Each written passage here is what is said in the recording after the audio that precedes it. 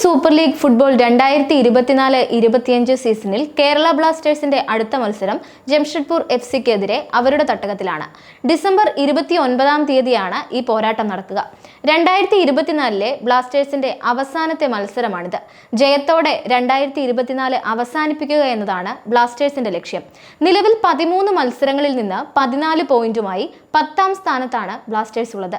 Jamshedpur FC ആകട്ടെ 11 മത്സരങ്ങളിൽ നിന്ന് 18 പോയിന്റുമായി 8ാം സ്ഥാനത്തുണ്ട്. ജംഷഡ്പൂർ എഫ്സിക്കെതിരെ ജയിച്ചാൽ ബ്ലാസ്റ്റേഴ്സിന് ഒരു സ്ഥാനം മുന്നോട്ട് കയറി 9-ലെത്താനാകും. എന്നാൽ തിരിച്ചാണ് സംഭവിക്കുന്നതെങ്കിൽ 5ാം സ്ഥാനത്തേക്ക് ജംഷഡ്പൂർ എഫ്സി കയറും. മുഹമ്മദ് നെസ്സിക്കെതിരെ ഹോം മത്സരത്തിൽ ജയിച്ച ടീമിൽ ചെറിയ മാറ്റങ്ങളുമായിട്ടായിരിക്കും ബ്ലാസ്റ്റേഴ്സ് ഇത്തവണ ഇറങ്ങുന്നത്. 4 മഞ്ഞക്കാർഡുകൾ കണ്ട പ്രതിരോധ താരം ഹോർമിപ്പാം റൂയിവ ജംഷഡ്പൂർ എഫ്സിക്കെതിരെ ഇറങ്ങില്ല എന്നുറപ്പാണ്. താരത്തിന് ഒരു മത്സരത്തിൽ വിലക്ക് വീണിട്ടുണ്ട്.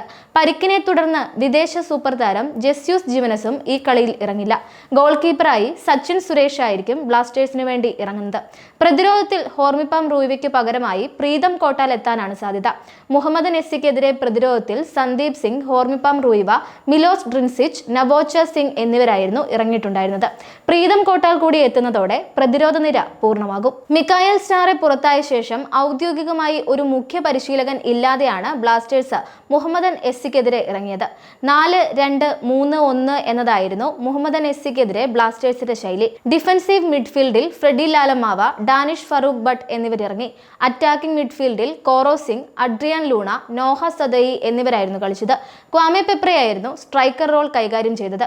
നോഹ സദയി, അലക്സാണ്ടർ കോഫ് എന്നിവരുടെ ഗോളുകളും ഒരു സെൽഫ് ഗോളുമായിരുന്നു മുഹമ്മദൻ എസ്സിക്കെതിരെ ബ്ലാസ്റ്റേഴ്സിന്റെ ജയം നിശ്ചയിച്ചത്.